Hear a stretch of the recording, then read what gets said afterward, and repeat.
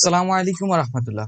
অবশেষে Xiaomi তাদের সবচেয়ে আলোচিত এবং জনপ্রিয় ফোন Redmi Note 11 গ্লোবাল ভেরিয়েন্টটি বাংলাদেশ মার্কেটে লঞ্চ করে দিল এবং অত্যন্ত মাথা নষ্ট করা প্রাইসে এই ফোনটি বাংলাদেশ মার্কেটে লঞ্চ করা হয়েছে।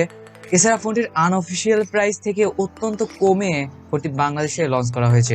আপনারা ধরতে পারেন ফোনটি পানির দামে বাংলাদেশে লঞ্চ করা হয়েছে। আজকে আমি এই ভিডিওতে ফোনটির প্রাইস এবং এই ফোনটির কোনো স্পেসিফিকেশনে চেঞ্জ থাকছে কিনা সবকিছু নিয়ে বিস্তারিত আলোচনা করব। আমি মোহাম্মদ মেহেদী হাসান আর আপনারা সকলে দেখছেন 3 টেক। নতুন হলেও অবশ্যই সাবস্ক্রাইব করে দিবেন আর আগে থেকে সাবস্ক্রাইব করা থাকলে থ্যাংক ইউ সো মাচ। প্রথমে আপনাদের টাইম ওয়েস্ট না করে প্রাইসের কথাটা বলে দেওয়া যাক। ফোনটির 464 জিবি অর্থাৎ 4 জিবি র্যাম 64 জিবি রমের ভেরিয়েন্টের প্রাইস দাঁড়িয়েছে 16,490 টাকা।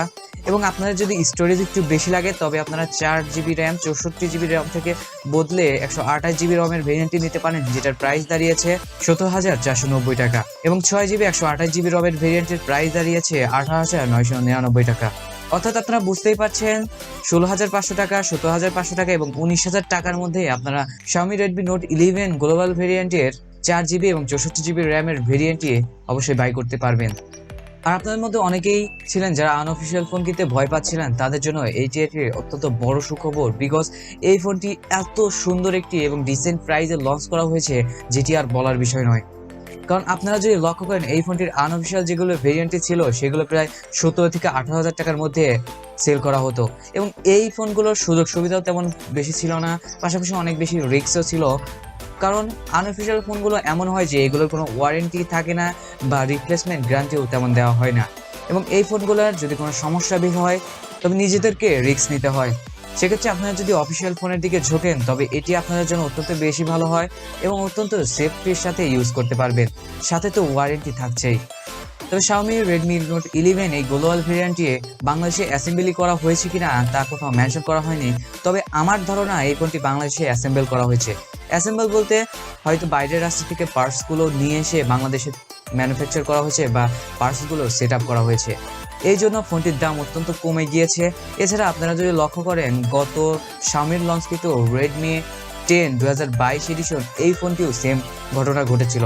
বাইরে থেকে পার্টসগুলো নিয়ে এসে দেশে অ্যাসেম্বলি করার মাধ্যমে ফোনটির দাম অনেক কমে গিয়েছিল, প্রায় 4 থেকে 5,000 টাকা কমে গিয়েছিল। আই থিঙ্ক Xiaomi এই ফোনটির ক্ষেত্রে একেবারে সেম কাজটি করেছে। সেক্ষেত্রে ফোনটির গুণগত মান যথেষ্ট ভালো থাকবে, কারণ Xiaomi তাদের ওয়াদা দিয়েছে তারা যেখানেই ম্যানুফ্যাকচার করুক না কেন তাদের মান অর্থাৎ গুণগত মান কোনো ধরনের পরিবর্তন হবে না। এখন ফোনটি স্পেসিফিকেশনে কোনো ধরনের চেঞ্জ আসছে কিনা এটি নিয়ে বলার চেষ্টা করব। আসলে ফোনটির কোনো ধরনের স্পেসিফিকেশন চেঞ্জ নেই, কারণ Xiaomi Redmi Note 11 গ্লোবাল ভেরিয়েন্টের যেসব স্পেসিফিকেশন ছিল সেই সব স্পেসিফিকেশনের মাধ্যমে বাংলাদেশে এটি অফিসিয়ালি লঞ্চ করা হয়েছে। ফোনটির স্পেসিফিকেশনের দিক দিয়ে থাকছে 6.43 ইঞ্চির ফুল এইচডি প্লাস অ্যামোলেড প্যানেলের একটি ডিসপ্লে, সাথে থাকছে 90 হার্টজের রিফ্রেশ রেট। এছাড়া ফোনটির ক্যামেরার দিক দিয়ে থাকছে 50 মেগাপিক্সেলের প্রাইমারি সেন্সর, 8 মেগাপিক্সেলের আলট্রা ওয়াইড, 2 মেগাপিক্সেলের ম্যাক্রো এবং 2 মেগাপিক্সেলের ডিপ সেন্সর।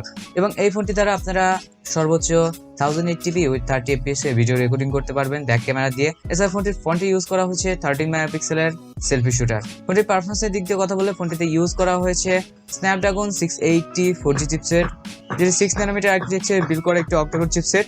এই চিপসেটটি নিয়ে আর কিছু বলা নেই, এই চিপসেটটি বিগত কয়েকটি ফোনে ইউজ করা হয়েছে, যেমন Realme 9i, ভিভোর একটি ফোনে ইউজ করা হয়েছে, আরো অন্যান্য অনেক ফোনে ইউজ করা হয়েছে।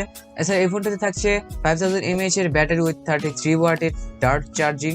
ওভারঅল ফোনটি মোটামুটি বাজেটের মধ্যে অত্যন্ত ভালো একটি ফোন, বিকজ এই বাজেটের মধ্যে আপনারা যদি অন্যান্য ফোনের দিকে লক্ষ্য করেন বর্তমান মার্কেটে যেমন Realme 9i এই ফোনটিও তেমন কনফিগারেশন দিতে পারছে না এবং দামও অত্যন্ত বেশি।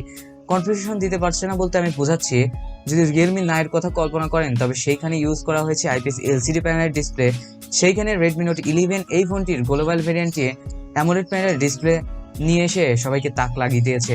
এছাড়া আপনারা যদি লক্ষ্য করেন ওই ফোনটি 1000 টাকা বেশি দামে লঞ্চ করা হয়েছে, সেক্ষেত্রে এই ফোনটি 1000 টাকা কমে লঞ্চ করে আরো বেশি অবাক করার মতো কাজ করেছে।